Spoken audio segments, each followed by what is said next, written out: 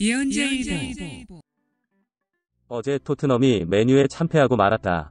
팀은 무리뉴의 어설픈 심리게임으로 거의 붕괴된 듯 보이고 이와 관련된 보도가 하루가 다르게 터져나오고 있다.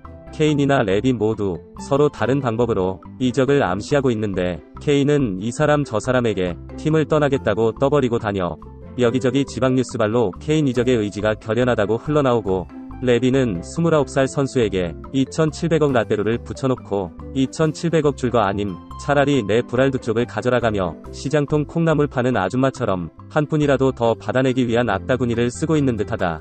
아이러니하게도 손흥민과 케인의 이적과 이적팀은 이 둘의 의지보다 오히려 최근 10년 내 최고의 대어라 불리는 홀란드와 음바페에 의한 서브 옵션으로 결정될 가능성이 높다. 현재 3강으로 굳어가고 있는 손흥민 케인 영입이 가능한 프리미어리그 두 팀, 다른 유럽팀 한 팀에 대해 알아보자.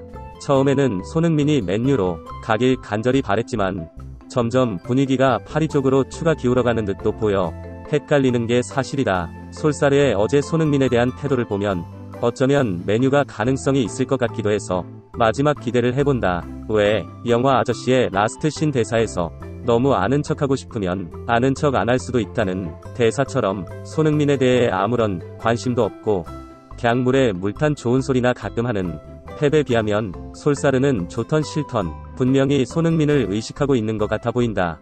자세히 이적에 대해 한번 알아보자. 올여름 유럽 축구 시장은 최근 10년 내 가장 핫할 걸로 예상된다. 이유인즉슨 바로 홀란드와 음바페 때문이다. 이 두 선수야말로 메날두 시대의 종언을 고하고 향후 유럽 축구 시장 10년을 지배할 선수라는데 그 누구도 퀘션 마크를 달지 않는다.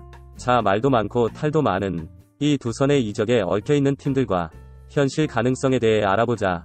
홀란드와 음바페는 프리미어리그 팀들과 가장 강력하게 링크되고 있다.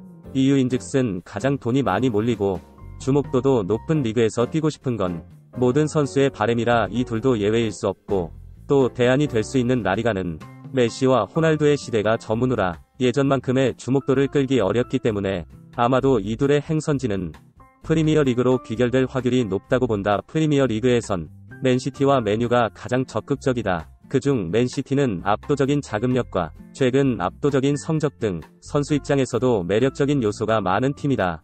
맨시티는 아구에로가 나간 자리에 반드시 홀란드를 영입하겠다는 계획이며 이적료 연봉까지 3천억을 준비해놓고 있다고 한다. 아마도 홀란드뿐 아니라 가능하다면 음바페까지 함께 영입하려고 할 것으로 보이며 이번 여름 유럽 축구의 제왕이자 이적 시장의 가장 큰 승자가 될 가능성이 높다.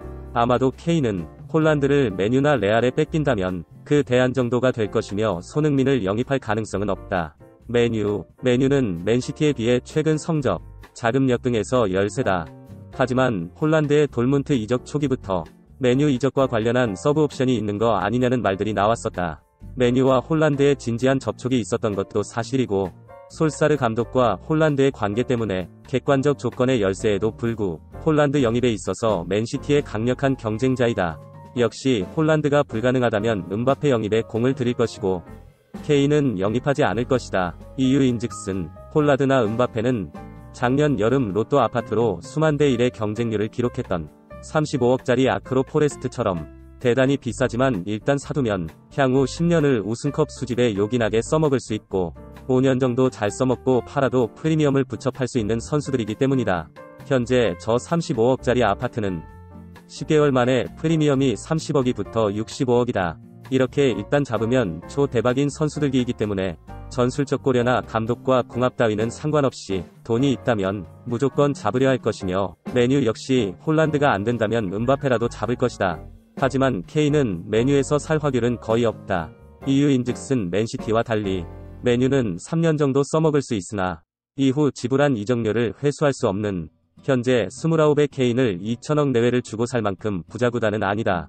오히려 홀란드 음바페 사냥에 모두 실패한다면 손흥민은 1,000억 내외로 박지성과의 좋은 기억 등을 고려 노려볼 수 있을 것이다. 그러므로 다가오는 맨유전 손흥민지 지대로 우드워드 앞에서 헤드트릭으로 무력 시위를 해줄 것을 기대해본다. 결론적으로 맨시티가 음바페와 홀란드 둘 다 혹은 둘 중 하나는 반드시 먹을 수 있을 것이다.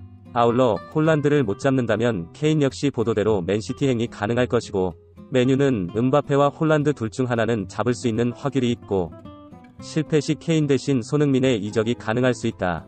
라리가는 레알이 음바페와 홀란드 둘 다 잡겠다고 열을 올리고 있으나 둘 중 하나도 잡기 어렵다고 보며 만약 영입에 성공한다면 음바페 정도의 영입이 가능하다고 본다.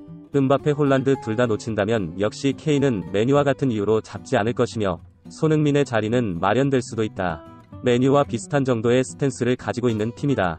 바르셀로나 라포르타 신임 회장은 바르셀로나의 적극적인 브랜딩 사업으로 돈을 벌겠다며 역시 홀란드 영입에 의욕을 내비쳤으나 현 코로나 상황에서 없는 돈을 벌어서 수천억짜리 선수를 사겠다는 건 망상에 불과하다. 메시를 잡고 기존 부채로 부도가 나지 않을 정도면 빚쟁이 바르셀로나의 올여름 야망은 충분하다고 본다. 리그앙의 파리의 주인인 카타르 국왕 셰이크 구단주는 현재 파리 대신 프리미어 팀을 살걸 연병할 돈을 준 때도 이놈들이 안 온다네 하고 선수 영입의 어려움을 토로하며 후회를 하고 있을 것이다. 물론 가문에 돈이 얼마 있는지 셀 수가 없다고 하니 프리미어 리그 팀도 조만간 인수하지 않을까 싶기도 하지만 꼴랑 1년에 100억 좀 넘게 벌면서 집이 너무 많아서 자기 집을 셀 수도 없다고 자랑하는 신기반기한 모 학원 강사도 있으니 뭐든 셀 수 없다 하는 인간들은 다소 믿을 수 없긴 하다. 크크크. 결론적으로 파리는 우선 빅네임 중 온다는 놈은 무조건 사야 될 형편이므로 케인과 손흥민 둘 중 하나 혹은 동반 영입도 가능한 팀이라고 본다. 물론 포티의 존재가 큰 역할을 할 것임은 자명하다.